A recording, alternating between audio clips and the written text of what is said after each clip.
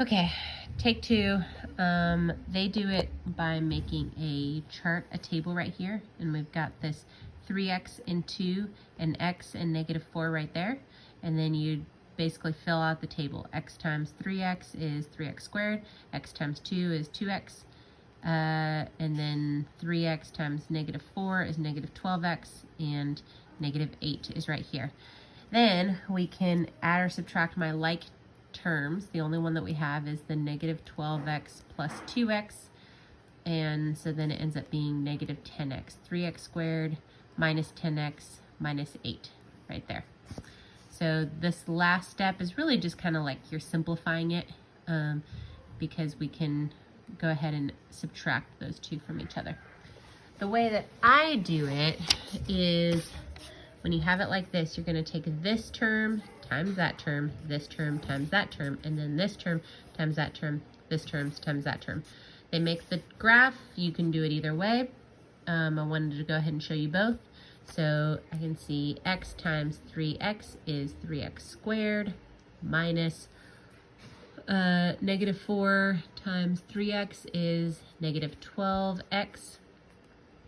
X times 2 is plus 2x, and then -4 times 2 is -8. Sorry for my scratch right there. And then -12x plus 2 is -10x. So got the same answer, doing basically the same thing. It's just a couple of different ways to do it. Here's an even longer one. Now we have a trinomial times a binomial. So we've got 3 terms here and 2 terms there.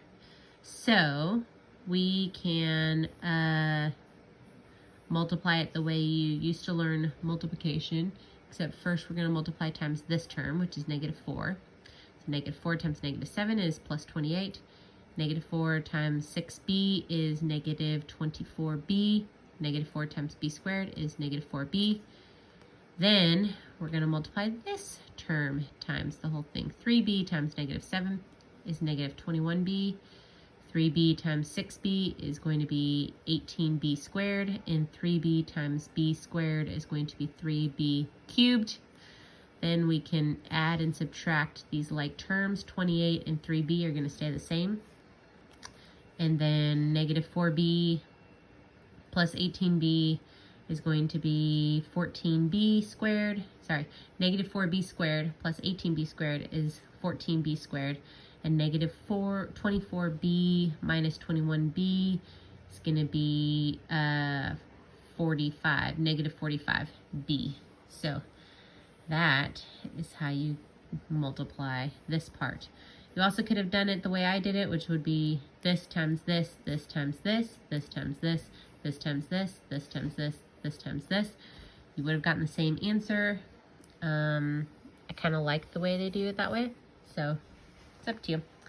Another one, which is the trinomial times the binomial. Similar. They are going to do it kind of how I did it, which is 2x times this one and 2x times that one. So you can see right there. And then 5x times this one and 5x times that one. And then -1 times this one and -1 times that one. So we get 8x cubed minus 6x squared plus 20x squared minus 15x minus 4x minus 3. No, I'm sorry, plus 3. And once we get all those, we can identify our like terms. There are, I've got 2x squared and 2x terms. So this x cubed is going to stay the same. That 3 is going to stay the same. Minus 6x squared plus 20x squared is going to be plus 14x. And then minus 15x minus 4x is going to be -19x plus 3. So that's how you do that one. Similar here with this one.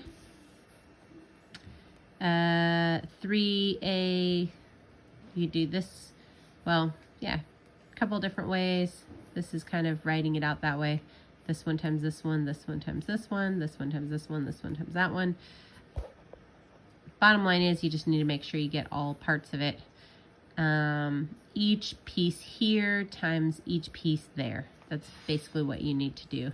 So 3a squared minus 6a plus 4a plus 8. Sorry, minus 8. And then we can take those two middle terms, and negative 6a plus 4a is going to be negative 2a. And there's your final answer on that one. So, foil pattern, that's what I guess I was saying I do. The first, the outer, the inner, and the last. So the first term of this one, the first term of that one, the outer terms, the inner terms, and the last terms. So foil is kind of what I learned. You can also do, yeah, they're just trying to show you different ways. Each time you're basically taking every term in this one, multiplying it times every term in the second one, and yeah. Okay, so this one is the dimensions of a rectangle are x plus 3 and x plus 2. Which expression represents the area of the rectangle? So we know an area of a rectangle is going to be length times width. So if it's x plus 2 and x plus 3, then we can go ahead and make that into a right there, and we multiply them together. So it's x squared plus 3x plus 2x plus 6. 2x plus 3x is 5x, so x squared plus 5x plus 6 is going to be B, right there. This is last one, just talking about skateboarding, and you're designing a rectangular skateboard park on a lot that is in the corner of the city block. Polynomial that represents the area of the skateboard park. What's the area of the park if the walkway is 3 feet wide? So you can kind of see right there. So the area of the park is going to be 45 minus x times 33 minus x. You can see it right there, 45 minus x times 33 minus x. And then we just do our math, multiply each term in the first binomial times each term in the second binomial, and that's where we get this. And then once we plug in, if x equals 3, we can just plug that in right there, and that's what we're going to get from this one. You're going to be doing a lot of stuff with these polynomials over the next few chapters, so I think they're really fascinating. The things to kind of see is, if you'll notice, we have a negative and a negative here. And when we have a negative and a negative, it ends up being positive, negative, positive. Because when you multiply two negatives times each other, obviously that's going to be a positive. And two positives, that's going to be a positive. And then only negatives is going to be this one and those two. If it's all positives in the polynomial, then it's going to be all positives in our final polynomial. This one is positive, a negative, and a negative, and we end up with one negative there, but the rest positives.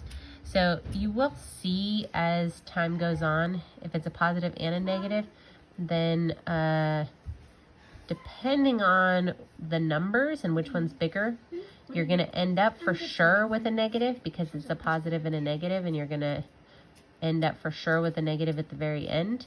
Your middle term can either be positive or negative depending on which one's bigger. And so in this case, it was 4a and minus 6a. So that's going to end up being a negative.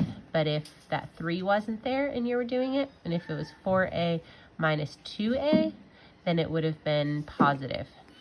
I think hopefully that makes sense.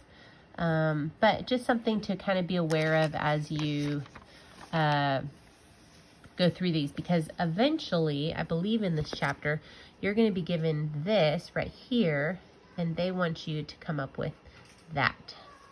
So if you are doing that, it's going to be helpful to kind of be looking at the characteristics of going from here to here, so that then you can go from here to here easily. All right, good luck.